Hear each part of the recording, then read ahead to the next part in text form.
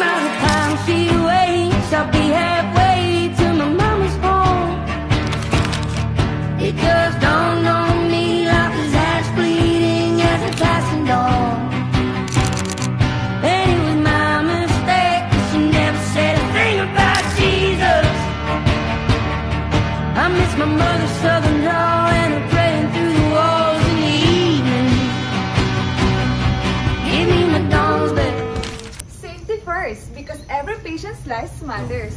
Magandang araw! We are the BSN 4-1 Group 3 and today we will be presenting Lesson 3, Patient Care Safety Standards. Kaya tara, samahan niyo kami as we explore gaano nga ba ka-importante ang patient safety sa ating profession as future nurses.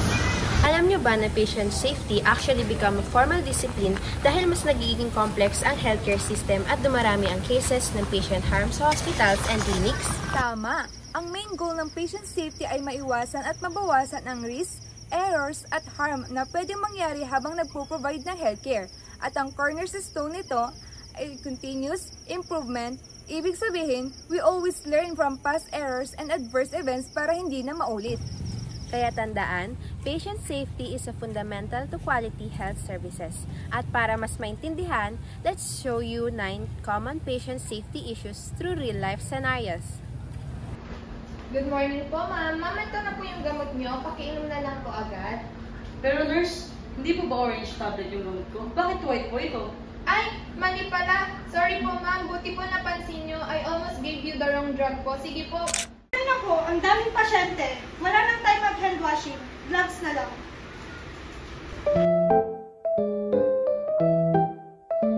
Nurse, bakit parang lumalala ang sugat ko simula nung nilinisan mo? Okay, scalpel please. Ready na ba si Mrs. Santos? Doc, wait. This is Mrs. De La Cruz, not Mr. Santos. Wrong patient tayo. Ala, buti nga lang. Double check tayo. Okay, tama bang gamitin natin ang gamit na syringe sa susunod nating patient? Sir. Okay, Miss Baldos? Sir, hindi ba delikado yun? Tama ka, mali yun. So dapat 1 syringe for 1 patient only para maiwasan natin yung pag-spread ng infections tulad ng HIV and hepatitis.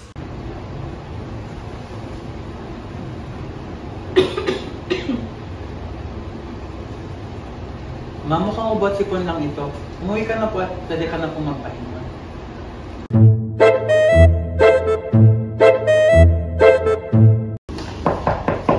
Come in. Doc, bakit po ganun? Mas lumala po yung kalagayan ko. Hirap na akong huminga tapos masakit na rin po yung mga kasukasuan ko. Okay, transfusion na tayo. Hindi ko na kailangang i-double check ang blood type. Siguro naman tama ito since ito naman binigay para sa patient ko. Nurse, nangangati ako. Mahirap huminga. Ano lang po ba ito kapag nasa salina ng dugo? Next! Yung susunod sa X-ray, pasok na! Yes, ako na yan. Sige po ma'am, pakiayos na lang po ng kamay. Ha? Legs yung masakit sa akin. Hindi, okay lang yan. Relax ka lang ma'am. Saglit lang to.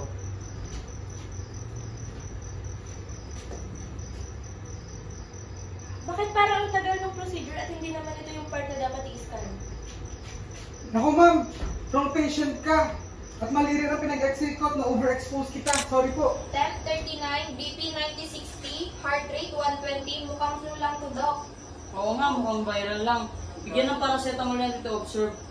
Nurse, nahihirapan ako huminga. Parang lumalala yung pakiramdam ko. BP dropping fast. May signs na ng organ dysfunction. This could be sepsis. Hello po ma'am, kumusta po ang lagay niyo? Ayokong gumalaw-galaw. Baka bumukha yung tagi ko. Pero di ko na masyado maramdamin yung binti ko. Possible po na blood clot ito ma'am, kasi matagal ka na pong nakahiga. Kailangan ko na po itong i-report agad. Go. Across the world, may clear consensus na ang health services dapat ay hindi lang effective, kundi dapat safety and people-centered din para maging tunay na beneficial. Healthcare must be timely, equitable, integrated, and efficient. Go.